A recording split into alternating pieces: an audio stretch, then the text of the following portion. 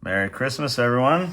Happy Sunday, and greetings from Hawaii. We're here with the family for the week, and excited to have a little warmth seeing all the negative temperatures that were going across the country. So hope you're all having a great Christmas, or if you're listening after, if you had a great Christmas.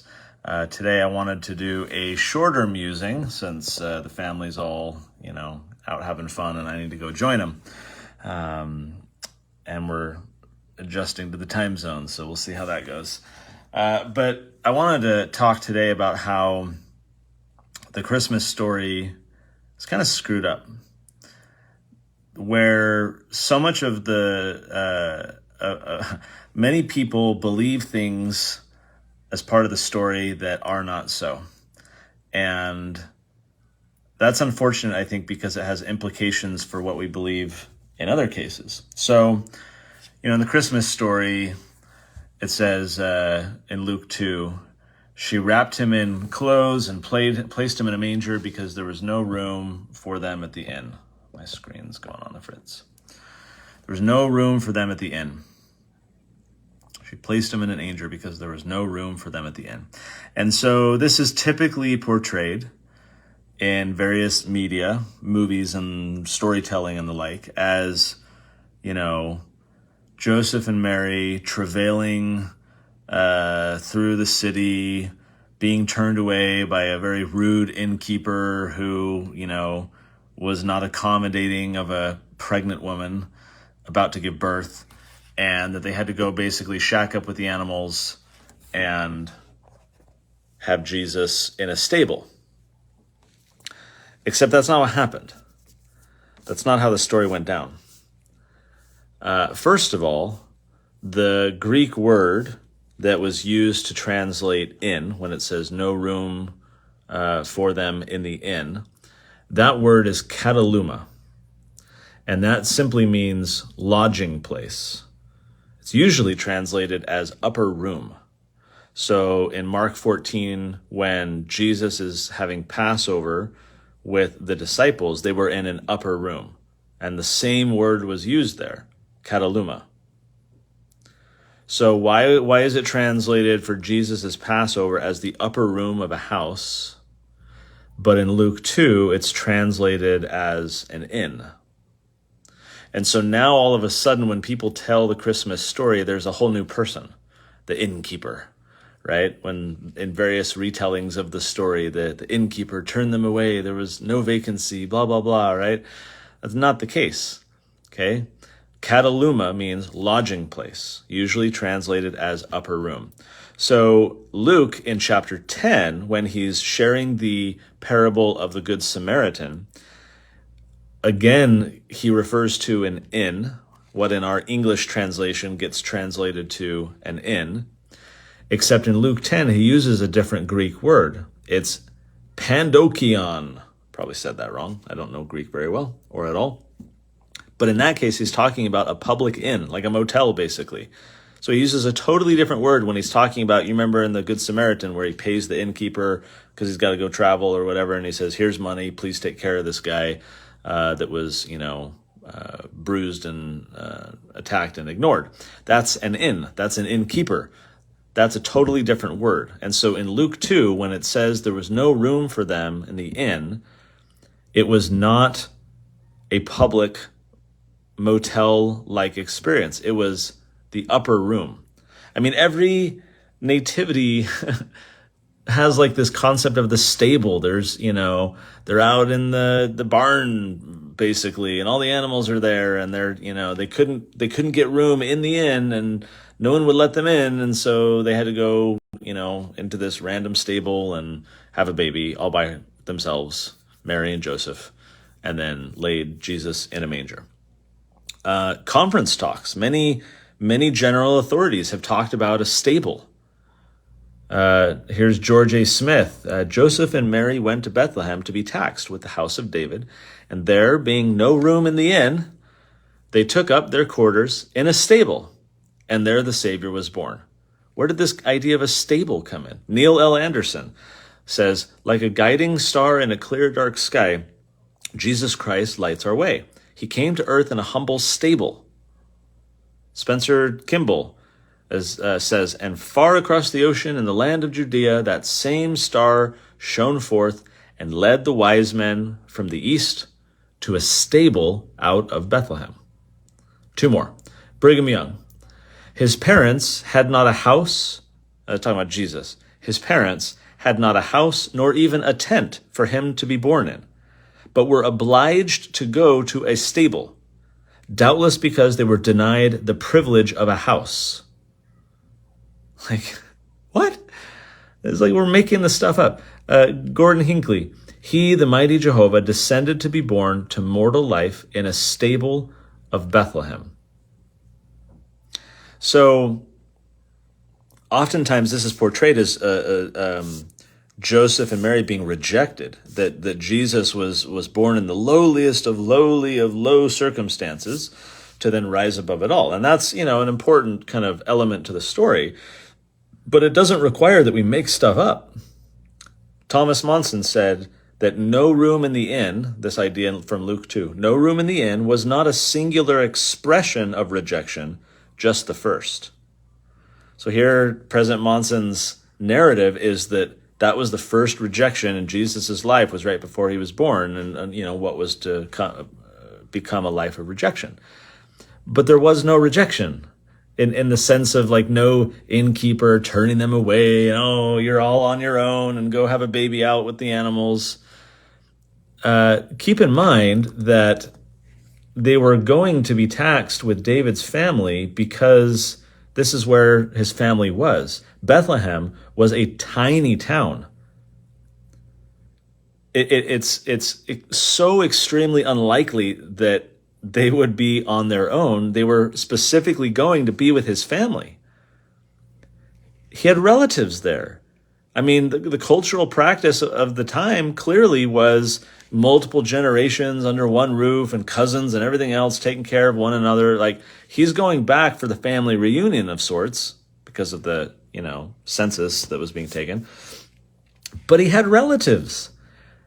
It wasn't that there was no room at a motel in a tiny podunk rural village, Bethlehem. There was no inn. It was that there was no room for them in the upper room. So one other thing, and then I'm going to show you a couple little video clips, those of you who are watching the video, and for those of you listening to the podcast, I'll just explain what's going on.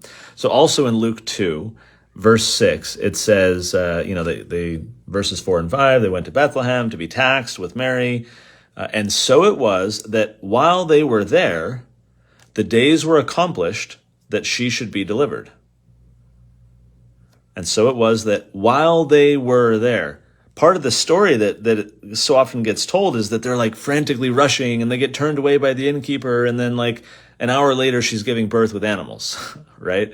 That she's like this 9-month pregnant woman, about to pop, and what a jerk that innkeeper was. And then she went and had the baby. But I think Luke 2:6, that while they were there, her days were accomplished, means they were hanging out in the company of family. They were among relatives and had a support system. And there were other women there helping Mary, David's relatives, to support her, through that trial. While they were there, she had the baby. Not immediately upon arrival or, right when they got there. I think it's extremely likely that they were there for quite some time. Okay, so the church put out a video 9 years ago called The Nativity. And I'm going to share, two videos. This is the first one that gets it wrong, and the second one gets it right. And so I'm going to flip my camera around here. So here's the YouTube video. So this is the scene. Joseph and Mary are, Mary's on the donkey or whatever, and Joseph's leading it, and she's pregnant, and look at the city. I mean, just like the hustle and bustle of people. There's the innkeepers shaking their heads. There's no room. This guy's saying, there's no room. Joseph's frustrated. There's no room. What are we going to do? His head's hanging down dejectedly, right? He leads the ass, and here's this kid then saying, and then my internet's cutting out. Here's this kid saying, let me show you the way, I know where a stable is. and then you can go, have your baby in the stable. So if I fast forward here, I mean, look at all these people. It's like a crowded city. So the kid leads them to a stable, and then she has the baby. Okay, that's a video that the church put out that gets it wrong. Here's a video that the church put out 3 years ago called The Christ Child, A Nativity Story. Actually, pretty good little video. I really enjoy it. And so here's the particular scene right when Joseph and Mary are arriving. Now you'll note, for those who can see the video, it's not this bustling city. It's basically one home. And they're walking up, and Mary doesn't look like she's 9 months pregnant about to pop, and they're being greeted. So here's a relative greeting David with a kiss, and a woman greeting Mary. They're all hugging. They're known. We know who you are. They walk into the home. There's all these people around under one roof, all David's relatives that Mary's probably meeting for the first time. Here's David hugging people while, Mary's the new one. And so then so here's Joseph. He's going up a ladder, looking around. There's no room in the upper room. And so Joseph comes down off the ladder, having looked in the upper room, which was basically a guest room, and realizes we don't really have options. And so he goes and he sits with Mary, and then they go into the other area of the house. Now, here is an image for those watching the video of what, one of these houses may have looked like, kind of the old style at the time, the living quarters. And basically, over here in this attached room was where they would bring in the animals, at night when it was cold, and they would have some straw or whatever in there. And so it was kind of like the little animal shelter / kitchen, little, accessory dwelling unit. And so it was attached to the house, and they'd have this upper room up there for the guests, right? And so Mary and Joseph were likely in the building, but were likely given privacy, right? Because she's about to give birth. Joseph's, I think I said David earlier. Joseph's, aunts and female cousins are likely in there helping Mary. And so they're under the same roof. They're connected. They have a support system. Mary's getting help and love, right? But they have kind of the privacy of being excluded from everyone so that she can go through that, right? And then the manger, what is a manger? The manger is just the feeding trough. In fact, in the video here, when she has, I'm not going to pull it up. They show it in this video, right? It's just it's a makeshift crib. This is kind of easy. It's a little indentation, right? We can just kind of set the baby there, almost like a little crib. So why do I say all of this? Well, I think for me, the takeaway is that we often cling to things without realizing that they're false. How often are we believing things that in fact are not true, that they're based off of some mistranslation or misunderstanding or something someone said once, and now we got this whole cultural thing that follows? Here people are creating this story of this innkeeper and being turned away at the motel, and so they had to give birth to Jesus alone in the barn with some random animals. How much better of a story is it that Mary and Joseph had a loving family support system to guide Jesus into this world? I think that's pretty cool, and I think it's kind of silly that we've concocted this whole story that is full of untrue things. So again, the question is, what else do we believe that is not true? What else are we so certain of? What did Johann von Goethe, or however you say his name, he has that quote, "None are more hopelessly enslaved than those who falsely believe that they are free." And that's not a perfect quote for this comparison. I bring it up to just say that we can be enslaved, we can be in intellectual or theological bondage of a sort, or condemned if we are falsely believing in things that aren't in fact true. And this is not the only thing. There's some other scriptural examples. I did a musing a couple months ago about tithing, and I think a misunderstanding of the word increase, of what that means. I've done one before about the 12th article of faith, how people read into there a word that doesn't exist and therefore interpret things much differently than I think they ought to be. And I think that's true. I think of artwork depicting Jesus as Caucasian, this fair-skinned Scandinavian dude, right? Like, and we create this whole cultural perception around the Savior that, appeals to our sensibilities or something. I don't know. And yet it's not true. Imagery about the sacred grove. I mean, how many paintings I grew up with that it's showing, all these trees and leaves and everything, and Jesus and Heavenly Father descend and they're talking to Joseph and yet this was in spring in New York. There would be no leaves of any kind anywhere, right? And so I have seen a painting or two that actually gets it right, that shows just a bunch of sticks, bare trees in the early spring. 40 days and 40 nights, thinking that that's literal when it's just largely a figure of speech. The Bible being a collection of books when at the time it was just a bunch of, manuscripts put together. That quote about Jesus allegedly saying, "I never said it would be easy. I only said it would be worth it." Like these mythology or fables that come into church culture, when Jesus in fact said, "My yoke is easy and my burden is light." The idea that Heavenly Mother is silent because, it's so sacred and Heavenly Father wants to protect her. Interracial marriage, blacks in the priesthood, the great and abominable church being the Catholic Church. I did a musing about that some weeks ago because Bruce R. McConkie wrote in Mormon Doctrine that it was the Catholic Church, and then everyone believes that all of a sudden.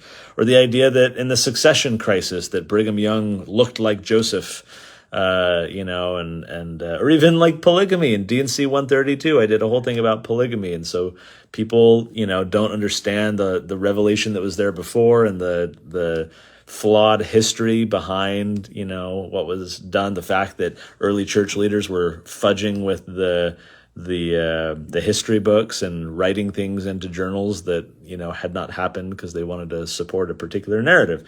So to me, it all just boils down to this question of curiosity. How much of what I believe to be true, in fact, is not? How many of the stories I've been told, since I was a kid, how many, and I can see people like, "Oh, that's all of religion. Oh, that's all of Mormonism. That's all of Christianity." Yeah, okay, that's a, novel argument, dude. But it's interesting that even from the scriptures that we claim to believe and everything, that there are misunderstandings and mistranslations and things that lead us to believe something as being true that in fact is not. So to me, it's just a simple curiosity for my own life, like how much of what I believe is actually true. And it's a good opportunity to kind of self-analyze, to reflect, to challenge assumptions. I mean, there's a reason why the scriptures do not talk kindly about the traditions of the fathers and how they can often so often corrupt our, beliefs and actions because we just assume things are a certain way. We assume that what our generations past have told us are true, that, we're an aggrieved party, that it was the Nephites that stole the right to rule from us and all of that, right? Just because we're fed this narrative and grow up in this culture that reinforces these different ideas, just like our Christmas culture reinforces the idea that there was an innkeeper who turned away Mary and Joseph when she was 9 months pregnant so that she could immediately go give birth in a barn. I don't believe that's the case. I don't think the text of the scriptures supports that at all. And yet that's what has woven itself into the Christmas story. So, okay, fine, a nice story, but I believe that Jesus is real and that he was really born into Mary and Joseph and all these things actually happened and the shepherds and the star and everything else. And yet, if we're encumbering that true story with all these little misunderstandings, then when people realize that that's not true, it can undermine the credibility of the broader story and the reality of it. So I think integrity matters. I think truth matters. I think we have to be very clear about what is and isn't right. And we have to I don't know, be open to correction with stuff like this, to say like, oh, like when the church put out that video, my wife and I were clapping because, every year she always talks about this topic, and she found a hilarious blog post from a while back where someone was writing about it. So it's been a particular, note that she likes to play every Christmas when people are talking about the innkeeper or the stable or whatever. And so when the church put out that new video 3 years ago, and Joseph tries to go to the upper room, we're like, wait, did that really just happen? Like, they're actually depicting it the right way, and they're there with family, and there's people around, and they're invited, included, they're loved, they're supported. So kudos for, getting away from that video from 9 or 10 years ago and all the other depictions that all do it wrong. The hard thing, and I'll end here perhaps, is that let's say the church, I assume did this intentionally, and they kind of were like, oh yeah, we got to tell this part of the story right and not perpetuate these misunderstandings. It was done quietly. What I mean by that is it was a nice little video, but probably over most people's heads, and not realizing what it was actually depicting and why the other stuff is wrong, this whole innkeeper stable stuff. And so because it's not explicit, it goes over people's heads, and therefore the cultural baggage of the traditions of the fathers remains.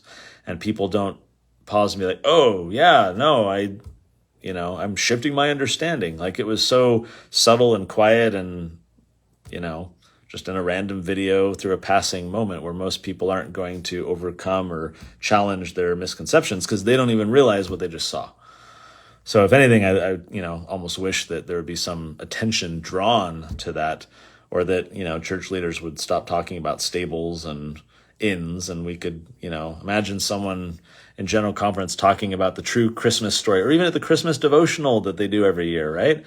If, President Nelson were to stand up and say, like, here's the true Christmas story, and here's the lessons we can draw from the fact that they had the family support system there, and they had multiple generations to support one another, and they had a loving environment, and how important home and family is. And to me, it's a very positive message, and one that contrasts quite starkly with this idea of them doing this all alone and being turned away by a jerk innkeeper.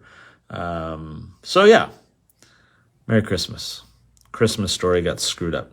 We got to fix it, because I think the story is better when we tell it the right way. If Sunday Musings has been at all interesting to you, I would ask something that won't cost you anything. If you would leave a review and a rating on your favorite podcast app, Stitcher or whatever it's on. Apple Podcasts is the big one where most people listen. But if you're listening to this and you've enjoyed this full year of Sunday Musings, by the way, I think this is number 49 or 50. So in a couple of weeks, I'll be my 1-year anniversary. We're going to keep going. I got a lengthy list. I posted on Facebook a couple of weeks ago asking for more ideas just to see what people would say. And now my lengthy list is even lengthier. So I got no shortage of fun, interesting, relevant, urgent ideas to go over. And I'm excited. I'm excited for the year ahead. I really enjoyed doing this. It helps me.